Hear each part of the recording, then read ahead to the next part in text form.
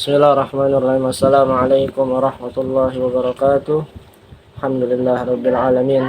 Alhamdulillahilladzi hadana biyadil mukhtari man da'ana ilaihi bil izni wa qad nadana labbaika ya man dalana wa hadana. Asyhadu an la ilaha illallah wa asyhadu anna Muhammadan abduhu wa rasuluhu. Allahumma shalli wa sallim ala sayyidina Muhammadin wa ala ali sayyidina Muhammadin kama shallaita ala ali sayyidina Ibrahim wa ala ali sayyidina Ibrahim wa barik ala sayyidina Muhammadin wa ala ali sayyidina Muhammadin kama barakta ala sayyidina Ibrahim wa ala ali sayyidina Ibrahim fil alamin innaka Hamidum Majid. Qala muallif Asy-Syaikh Muhammad Al-Hamidi wa nafa'na bihi wa bi ulumi fid dharain amin radhiyallahu ta'ala ankum alhamdulillah rabbil alamin amma ba'd. Masuk pada pembahasan selanjutnya, yaitu pada pembahasan baru yang akan dibahas oleh musannif dalam kitab Adabul Insan fil Islam. Apa di sini? Yaitu musannif bahas untuk apa manusia dijadikan. Buat memudahkan mendudukan soal ini, yakni untuk apa manusia dijadikan, kita bagi pasal ini kepada 4 bagian. Yang pertama, asal kejadian manusia.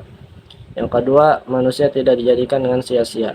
Yang ketiga, manusia tidak dibiarkan percuma. Yang keempat, manusia dijadikan buat beribadah. Marilah kita bicarakan lebih lanjut tiap-tiap bagiannya. Untuk sekarang, musannif membahas kepada pembahasan yang baru lagi. Setelah musannif menerangkan daripada sifat-sifat Allah Subhanahu wa taala, Sang Tuhan kita, pencipta kita, sekarang musannif ingin membahas ciptaannya dengan membagi kepada 4 pembahasan ini. Yang pertama, musannif akan menjelaskan asal kejadian manusia. Yang pertama, asal kejadian manusia. Manusia itu mulanya berada dalam kandungan ibu selama masa 9 bulan menurut ukuran yang terbanyak. Selama masa dalam kandungan ibunya itu, ia telah melalui beberapa kejadian dan perubahan. Jadi pada awalnya itu manusia dikandung oleh ibu selama 9 bulan. Itu menurut dari sumber yang rata-rata terbanyak, meskipun ada yang lahir di usia kandungan 7 bulan, 6 bulan. Namun di sini musannif Syekh Muhammad Ali Al-Hamidi mengambil daripada pendapat yang rata-rata. Nah, di dalam perut ibu ini kita mengalami banyak proses perubahan, kejadian perubahan. Pertama sekali, dia dari setetes air mani kemudian berubah setelah beberapa lama menjadi sekumpulan darah. Kemudian setelah beberapa lama berubah lagi menjadi segumpal darah.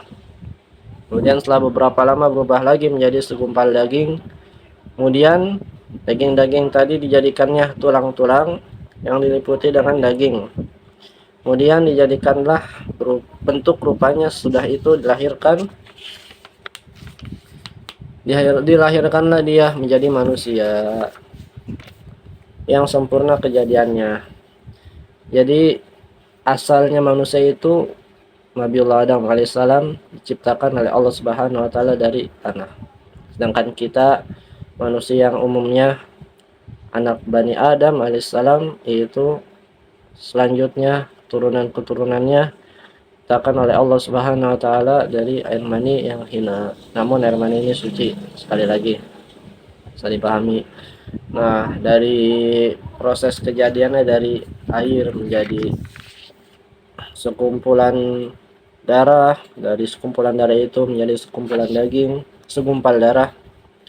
Kemudian dari segumpal darah itu berubah lagi menjadi kumpulan-kumpulan daging, udah mulai menyerupai bentuknya. Dari awalnya sekumpulan darah jadi sekumpulan darah, segumpal darah, kemudian segumpal daging. Lalu dari daging-daging tadi itu dijadikan tulang-tulang. Dari tulang-tulang itu kemudian daging-dagingnya melekat pada tulang-tulang, lalu dijadikan bentuk rupanya, wujudnya seorang anak bayi yang zaki, yang suci. Dan telah sempurna daripada bentuknya itu, ditiupkanlah ruh oleh Allah Subhanahu wa taala, lalu setelah itu dilahirkan ke alam dunia. Semua ini diciptakan oleh Allah Subhanahu wa taala asal mulai dari air yang tersaring dari tanah. Adalik. Kemudian manusia menjadi besar, muda dan tua, kemudian mati. Sudah itu nanti dia akan dibangkitkan hidup kembali. Inna lillahi wa inna ilaihi raji'un. Hanya kepada Allah Subhanahu wa taala kita akan kembali, dari Allah Subhanahu wa taala yang mengadakan kita dari ketiadaan, dan hanya kepada Allah Subhanahu wa taala kita akan kembali. Tentang kejadian manusia itu lebih lanjut, lebih jauh diperhatikan dengan seksama firman Allah Subhanahu wa taala, "Walaqad khalaqnal insana min sulalatin min tin, tsumma ja'alnahu nutfatan fi qararin makin. Tsumma khalaqnal nutfata 'alaqatan fa khalaqnal 'alaqatan mudghatan fa khalaqnal mudghata 'idhaman fa kasawnal 'idhama lahma thumma ansha'nahu khalqan akhar fatabarakallahu ahsanal khaliqin thumma innakum ba'da dzalika lamayitun thumma innakum yawmal qiyamati tub'atsun." Surah Al-Mu'minun ayat 12-16. Dan sesungguhnya kami telah jadikan manusia dari air yang tersaring dari tanah, kemudian kami jadikan dia setitik mani di tempat ketutupan yang terpelihara, kemudian kami jadikan mani itu segumpal darah, lantas dari itu darah itu kami jadikan tulang-tulang, lalu tulang-tulang itu kami liputi dengan daging, kemudian kami jadikan dia satu kejadian yang lain sifatnya. Maka Maha Suci Allah sebaik-baik pembikin. Kemudian sesungguhnya kamu sesudah itu jadi bangkai-bangkai, kemudian sesungguhnya kamu pada hari kiamat akan dibangkitkan. Adanya manusia ini tentu melalui proses yang panjang dari sebelumnya nggak ada, kemudian diadakan oleh Allah Subhanahu wa taala sampai wafat, sampai nggak ada lagi, yang akhirnya ujungnya endingnya akan dibangkitkan oleh Allah kembali nanti di yaumul mahsyar. Karena hakikatnya bumi ini darul amal, tempat kita berbuat amal kebaikan, amal-amal yang lainnya yang nantinya di akhirat, yaitu darul jaza, hari pembalasan atas amal-amal apa yang kita perbuat di alam dunia. Lamanya masa kejadian dan perubahan dalam kandungan ibu itu diterangkan dalam sabda Nabi Muhammad SAW, "Inna ahadakum yajma'u khuluquhu fi batni ummihi arba'ina yawman nutfah, summa yakunu 'alaqatan misla dhalik, summa yakunu mudghatan misla dhalik, summa yub'atsullahu ilaihi malaka wa yu'maru bi arba'i kalimat wa yuqalu lahu uktub amaluhu wa rizquhu wa ajaluhu wa syaqiyyun aw sa'idun, summa yunfakhu fihi ruh." Rahul Bukhari wa Muslimu wa Abu Dawud wa Nasa'i wa Tirmizi wa Ibnu Majah an Ibnu Mas'udin.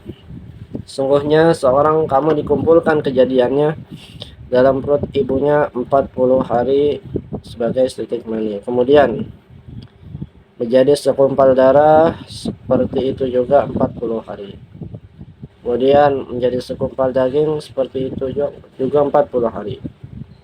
Dan Allah Subhanahu wa taala mengutus malaikat kepadanya dan diperintah dengan 4 kalimat, dan katakan padanya, pertama, tuliskanlah amalnya, kedua, rezekinya, yang ketiga, ajalnya, dan dituliskan keempat, jahat atau baiknya.